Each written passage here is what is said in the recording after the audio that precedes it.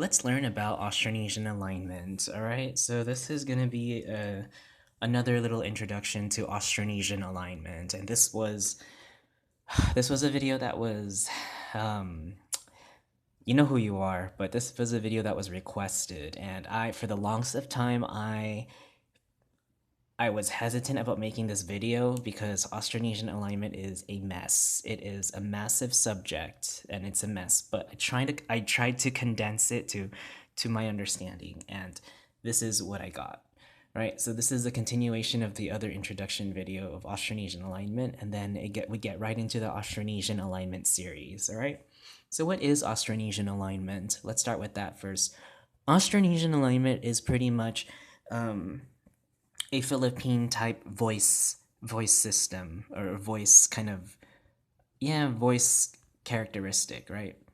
And if you don't know what voice is the relationship between the action of verbs, or action of the verb, I guess, yeah, the relationship between the action of the verb and the pronouns and the nouns, right? So in a sentence, let's take for example, in a sentence, you have a verb, and that verb is going to show a relationship, or it's going to show some sort of action, or the state of action that it's going to produce, and it's going to affect either the noun or the pronoun that it's going to have a relationship with. Now, in that sentence, sometimes you also have other nouns and pronouns and other objects in that sentence, right? And sometimes those objects are not related to the verb, but they're still marked to show that there's still a relationship with that object to the verb. Even though they're not related or not doing anything with the verb, there is still something that's going on, or there's still a distinct relationship to show that they are related somehow, even though they're not doing something, right? But if the verb is doing something to another thing, right, there's going to be a relationship, and that's going to be the voice. English has two voices, the passive and the active voice, right? Cebuano has four voices, and those four voices we'll talk about later, but that's really important to know about voice because in Austronesian alignment, especially in Cebuano, ergativity plays a big role, and ergativity is the one that makes or helps exhibit these voices. You can have an ergative voice in an Austronesian alignment, right? There can be an ergative voice, or no, you can have an ergative sentence, but this ergative sentence can have different voices, and that's what makes Austronesian alignment in Cebuano very unique. Whereas in English, you can have a regular sentence, and that sentence will either have one or the other, either the passive or an active voice, right? And in ergative, or I guess in Cebuano, the Cebuano language, the voice, there's really no default voice.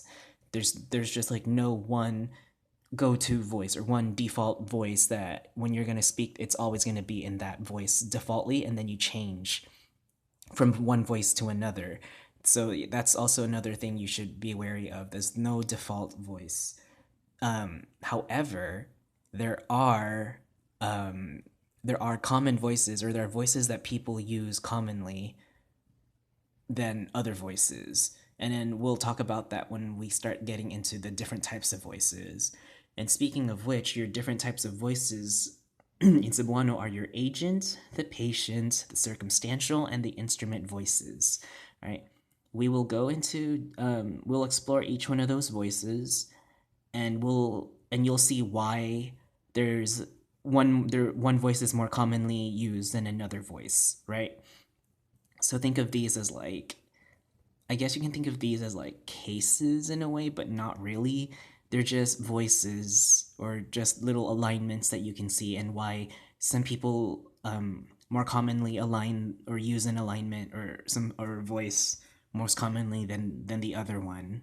But you still need to know all of them, because there are certain times where only some voices need to be used in that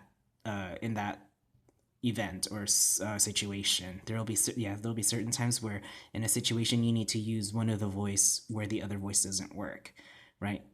And again, that's the beauty of ergative languages, is that they're gonna have plenty of voices. because ergativity plays a big role, and I cannot stress that enough. You need to know how ergativity works in order to understand Austronesian alignment. So that ends this video, and we'll move on to the next.